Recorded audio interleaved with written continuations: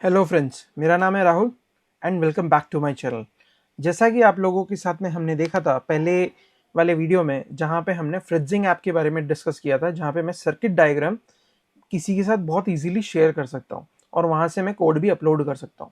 और मैंने ये बताया था कि हम नेक्स्ट वीडियो में, जो कि ये वाला वीडियो है, इस वीडियो में हम एक ऐसा तरीका देखने वाले हैं जहां पर अगर मेरे पास एड्रीनो बोर्ड नहीं हो तो भी मैं इसमें कोड कैसे कर सकता हूं, और मैं अपने कोड को रन फिर भी करके चेक कर सकता हूं कि मेरा कोड काम करेगा नहीं करेगा, और मैं सर्किट डायग्राम भी बना पाऊंगा। ठीक है, तो आइए इसके बारे में जानते हैं। ये एक वेबसाइट है जिसका नाम है tinkercad.com। आप इसे नेट पे सर्च करिए। अगर आप डायरेक्टली इसे गूगल पे सर्च करेंगे आप इस वेबसाइट पे आएंगे, तो tinkercad के ऊपर हम आएंगे। tinkercad वाली साइट पे आएंगे, यहाँ पे आइए।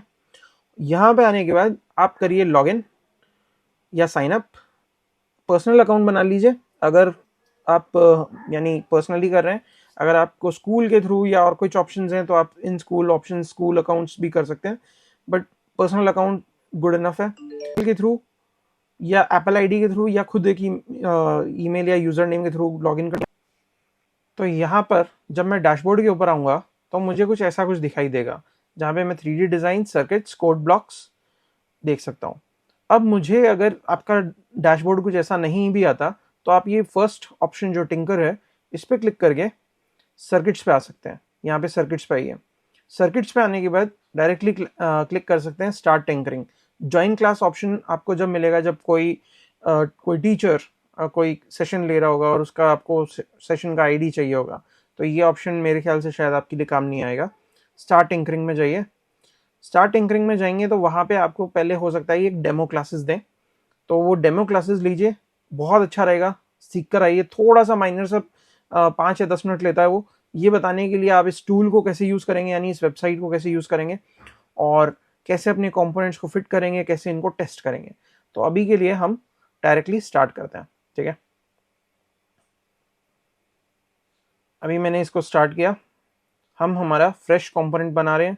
यहाँ पे मैं आके देख सकता हूँ ये सेम फ्रिट्जिंग ऐप जैसा ही कुछ है, लेकिन यहाँ पर हमारे पास एक ऑप्शन है सिम्युलेट करने का, यानी हम जो भी कोड लिखेंगे विदाउट एड्रीनो को यूज करें। हाँ, मैं क्या करता हूँ, इसको मैं डिस्कनेक्ट कर देता हूँ। ये हो गया डिस्कनेक्ट, ये तार निकाला, अपन ने रख दिया इसको साइड में। अब अपन इस पर नहीं देख रहे, तो एड्रीनो को मैंने रख दिया साइड में, और हम बिना उसके सिमुलेशन के थ्रू, यानी सॉफ्टवेयर सिमुलेशन के थ्रू एड्रीनो के ऊपर कोडिंग करेंगे और देखेंगे कि हमारा कोड काम करता है या नहीं करता है। तो उसके लिए अब मेरे को यहाँ पे मैं सेक्शंस को थोड़ा सा बता देता हूँ आपको। यहाँ पे बेसिक कंपोनेंट्स का ऑप्शन है, बेसिक यानी, और यहाँ पे सारे कंपोनेंट्स हैं, ऑल कंपोनेंट्स। और यहाँ पे स्टार्टर कंपोनेंट्स हैं जिसमें एड्रीनो, microbits, circuit assemblies and all.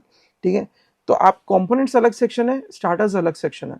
ठीक है, स्टार्टर्स में आपको सिर्फ रेगुलर कंपोनेंट्स मिलेंगे, और सॉरी, कंपोनेंट्स में आपको बेसिक कंपोनेंट्स मिलेंगे, लेकिन जैसे ट्रांजिस्टर्स, रेजिस्टर्स और डायोड्स, बाकी सारी चीज़ें। ठीक है, और स्टार्टर्स के अंदर आपको एड्रीनो बोर्ड्स और बाकी सारी चीज़ें मिलेंगी। आप क्या कर सकते हैं, एक और चीज़ यहाँ पे यानी थोड़ा लिमिटेड है, कई सारी आपको चीज़ें हो सकता है ना मिले और वो नहीं भी होंगी, तो आप इसमें अपलोड भी नहीं कर पाएंगे। जैसे फ्रिट्जिंग वाली ऐप में आप खुद की तरफ से कुछ अपलोड कर सकते हैं, बट यहाँ पे ऐसी पॉसिबिलिटी नहीं है। जो चीज़ें ये प्रोवाइड करते हैं वो ही आप यूज़ कर सकते हैं। बट अगर आप एक बिगनर है तो ये आपके लिए मोर देन इनफ है।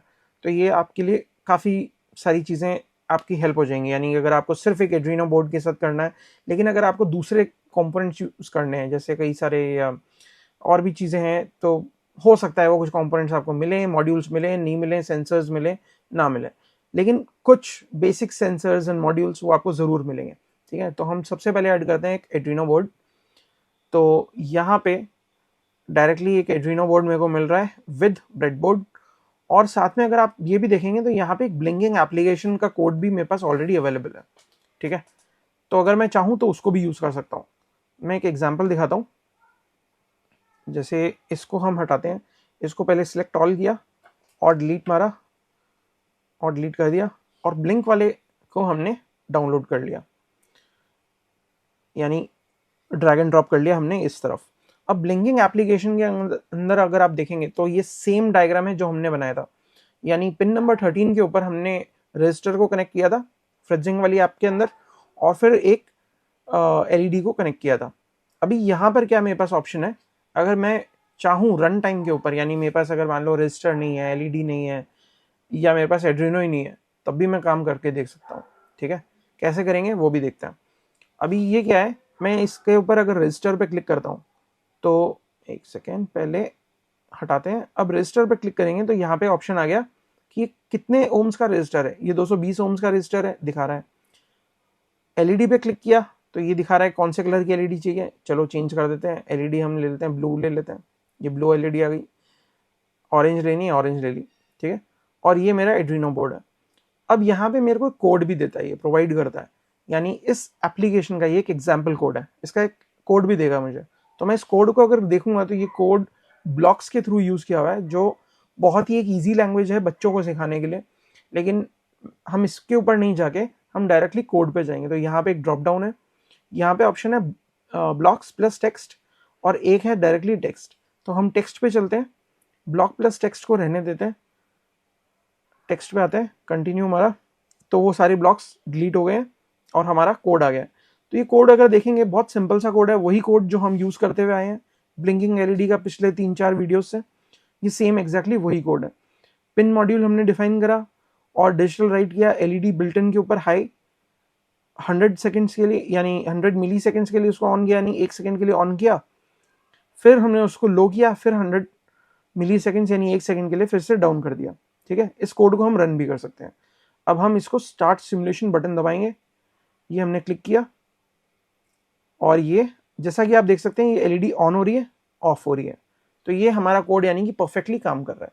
तो यहाँ पर इस वेबसाइट के थ्रू हम विदाउट यूजिंग एनी एड्रीनो, without using any components, LED, transistors, resistors, कुछ भी बिना यूज करे हुए हम इसको रन कर पा रहे हैं। ठीक है, अब मैं ये भी कर सकता हूं कि अगर मैंने इस रजिस्टर को चेंज करा या रजिस्टर को हटाया तो हम देख सकते हैं क्या इंपैक्ट आएगा एलईडी के ऊपर। चलो इस रजिस्टर को, इसका ओम्स एक बार के लिए 0 ही कर देते हैं, यानी ये यहाँ पे कोई रजिस्टर नहीं है।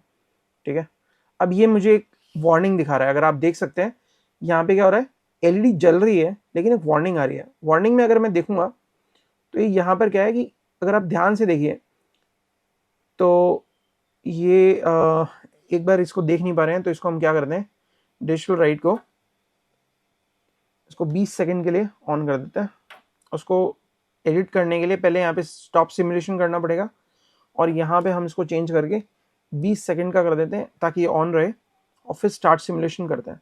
यहाँ पे अगर हम देखेंगे, अब यहाँ पे लिखा है एलईडी को 53.5 मिली एम्पियर करंट मिल रहा है, जबकि इसकी लिमिट कितनी है 20 मिली एम्पियर।